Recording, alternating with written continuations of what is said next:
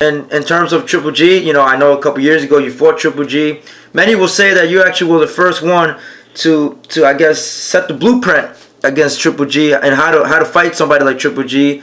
How did you react to the fight? Because I know we talked before, and you told me that you thought Canelo was gonna win the second one. I didn't get your chance to ask you after, but how impressed were you with Canelo in terms of switching the narrative of the story and also fighting inside with Triple G in the middle of the ring instead of being more of a counterpuncher from the first fight? I've said when they were talking all of that, let's fight Mexican style, and I saw Canelo training. I said, Canelo. I said, not only is Canelo gonna beat Triple G like decisively this time, I said he might stop him. You know what I mean? Like, and obviously didn't stop him, but his face looked really bad after the fight. I mean, like, you can't be, almost 38 years old asking a 29-year-old for more physical work.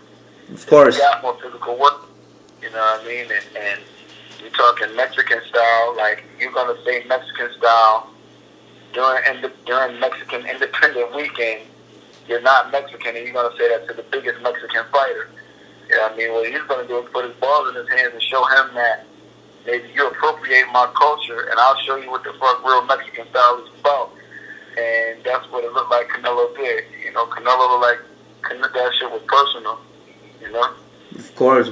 And in terms of Triple G's defeat, does this aura of Triple G disappear now? Like, some will say that they'll criticize Triple G for not living up to the moment, because victory over Canelo would have made Triple G I guess you could say, the biggest star of boxing with the defeat of Canelo. How do you see Triple G's future moving forward in terms of legacy? He could definitely bounce back. I mean, like, let's not bury the man. Like, that's his first loss. You know what I mean? And he could, this guy can put down anybody from middleweight to light heavyweight. So, maybe he should go up to 168. He was cracking up there, you know what I mean? Because Canelo holds those belts now, and a lot of belts are being dispersed and moved around the middleweight division. So he's going to have to, really play ring around the rosy, and he doesn't have the leverage, being that he just lost to Canelo, and he doesn't have a belt.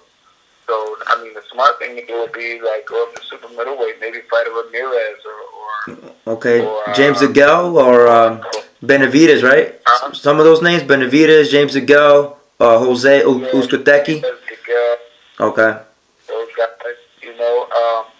and just and claim a belt there and make a new claim at 168. If he wants to stay at 160, it's doable, but without HBO running fights right now, and with all the middleweights, gunning after Canelo rather than, they almost feel like they don't need Triple G. It's like, why fight you when I can just go fight Canelo, the guy that beat you? Of course. But he's in a tough position right now, and he's still so dangerous, as a middleweight. So maybe if he went up to 168, those guys would probably look at the Canelo fight and think, hey, I can do that and beat him, and I'm bigger than him. So you'll probably see him in more exciting fights at 168 if he goes up.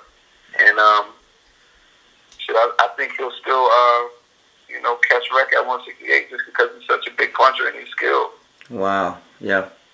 That is right, Willie. There was also talks about, Canelo had a bad cut from that fight, and there's, I think it was Oscar or Roberto Diaz and Eric Gomez. His cut is good. He's got cleared from the doctors to fight on December 15. Venue is still to be decided, which is either between Las Vegas, T-Mobile Arena, MGM Grand, or in New York, Madison Square Garden. Willie, if you had to choose, let's say not you at the moment, right?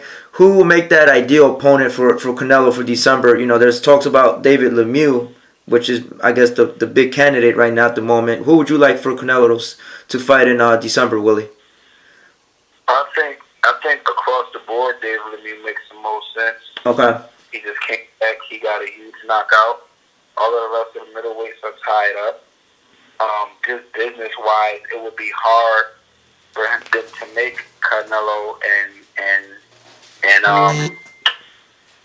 Charlo, because they have such big powerhouses behind them. You know what I mean? It almost canceled out. You know what I mean? Because Charlo's with Al Haymon, and Al's pretty much right now the top of the heap in boxing right now. Yeah. The answer to what Al Haymon wants, but then again, Canelo has the title, so that gives him leverage. But I mean, look at how many times Canelo has relinquished the belt and said, "I'll go do something else," and he has the WBA. So and he's defended the WBC so many times over 2 weight classes. I'm pretty sure he might just say, "Hey, let me defend my WBA title against David Lemieux." It makes sense. They're both signed to the same promoter. It's in-house money. You're looking at Canada versus Mexico. You know what I mean? And what's and then after a week, maybe 10 days before Christmas or something like that. It's the 14th or the 15th? 15. Yeah, 15. December 15th. 10 days before. It just will make sense, you know what I mean? And I really don't see Charlo going over to HBO. It's not that any Al Haymon fighters won't go over to HBO, because there has been a couple Al Haymon fighters that have been over at HBO. But Charlo and his brother stuff, they put name out a couple times, man, like being in an interview saying F HBO. You know what I mean? Like, yeah. You can't do that. If you're not with the network, you still don't badmouth them. Of course. You know what I mean? Like, you don't badmouth another, because you don't burn any bridges. Because you never know what bridge you have to come back over. You're right. So I think with all of that being into play, I think David Lemieux makes more sense, and Lemieux is so explosive. You know what I mean? Like, that's a dangerous fight for Canelo power-wise, but I think Canelo just freaking picks him apart. Wow. But it'll be an interesting fight to see, because Canelo isn't your quintessential Mexican-style type fighter, even though that's how he just fought Triple G. But neither is he. He has no feet like a Willie Monroe or Adesanya Lowry either. So if we see that the thing that outclasses Lemieux, period, is feet. Like, if you got good feet, Lemieux can't hit you in the ass with a handful of sand. You know what I mean? You have to be right there in front of him. So, with that being said, I think it's going to make for an explosive fight, because Canelo isn't the greatest mover, so he'll be there for Lemieux's power. However, can Lemieux take Canelo's power, and can Lemieux actually land clean on Canelo with the great defense he has in the pocket? So I think it'll just be a really telling fight. Now, I think Canelo just, after about 4 or 5 rounds, Canelo will pick up some patterns of him and then just start breaking him down easy. Oh, wow.